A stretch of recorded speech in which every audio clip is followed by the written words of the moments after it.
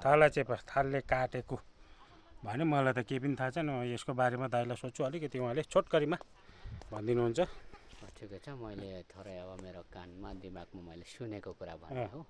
हजुर अब यो चाहिँ पहिला यो बाटोमा अत्याधिक धेरै मान्छे हिँड्थे हजुर यहाँपट्टि चाहिँ भैँसी हाल्थ्यो नि ठुलै पोखरी थिएछ हजुर यहाँ जति पनि आयो ठुल्ठुला गोरु भैँसी एक एक गरेर यहाँको पोखरीबाट एउटा सर्पले निल्थेछ यो मुनिको पोखरी यो यहाँ अहो अब हुँदा हुँदा हुँदा अब केही लागेन यहाँ छेउछाउमा त हिँड्नै भएन हजुर अब मान्छे हिँडे कति कति गाई भए गाईबस्तु त भए आउने जाने पनि गाई हुँदै गएपछि विकल्प रहेन हजुर अनि एकजना बिजुवानी रहेछ उनी बिजुवानी चाहिँ साँच्चैको बिजुवानीहरूले उहाँलाई चाहिँ चिन्ता राखेछ त्यो बिजुवानी चाहिँ अहिले अब त्यतिखेर कथा सुनेको हजुर पछाडि त अब एकजना फियाकमा भन्ने पनि सुन्नमा आयो तर त्यो कतिसम्म हो अनि बिजुवानीलाई यहाँ चिन्ता राख्यो अनि अन्तमा यहाँ एकजना नागै रहेछ अरे एउटा नाग यो पोखरीमा यो पोखरीमा हजुर अनि यो नाग छ अब योसँग अब म पनि कि वार र पार म पनि हुन्छु नै होला ल के भन्नुहुन्छ भन्दा ल ठिक छ तपाईँले अब यो हाम्रो मान्छेको उद्धारको लागि हो भने ल हामी तपाईँले के भन्नुहुन्छ के माग गर्नुहुन्छ हामी त्यही गर्छौँ भनेपछि उनी चिन्ता बस्यो अरे बिजुवानी लामो चिन्ता बसेपछि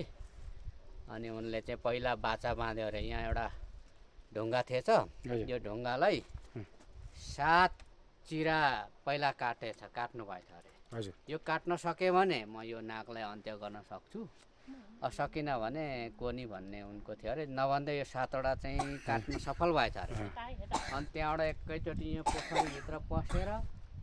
अनि यो नाग त यहाँ कहाँ छेड रहेछ अरे एउटा छेडबाट चाहिँ नागलाई पछ्याउँदै गएको है गुफाभित्रैबाट हजुर अनि नागलाई त्यही थालले काट्दा अनि त्यो ब्लड चाहिँ त्यो जुन सुरुङबाट गुफाबाट तल रत्त खोला पनि निक्लेछ त्यहाँ चाहिँ रातै खोला त रातै ला के भयो अब नाग काट्दैमा नाग पछाडिबाट चाहिँ बिजुवानीलाई काट्दै लखड्दै होइन पछ्याउँदै जाँदो रहेछ अनि त्यो खोला नै रातो भएपछि त्यसलाई रतुवा नाम राखिएको भन्ने कुरा पनि छ अनि अन्तमा त्यो नाग चाहिँ घुमाउँदै लगेर यता अब पहिला चाहिँ धुसेनी बारुङ भन्थ्यौँ